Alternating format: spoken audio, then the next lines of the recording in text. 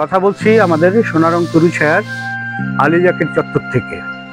আজ আমাদের একজন শুভানুধ্যায়ী বাংলাদেশের একজন বরেণ্য অভিনয় শিল্পী স্বাধীন খসরু ভাইয়ের জন্মদিনে তার পক্ষ থেকে শুভেচ্ছার নিদর্শন স্বরূপ এই বৃক্ষপ্রেমী শিক্ষার্থীদের আমরা বিভিন্ন গাছের চারা উপহার দিয়েছি।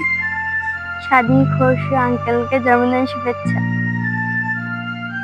প্রিয় বৃক্ষপ্রেমী সংস্কৃতিজন স্বাধীন খসরু ভাই, আপনাকে জানাই জন্মদিনের অগণন শুভেচ্ছা।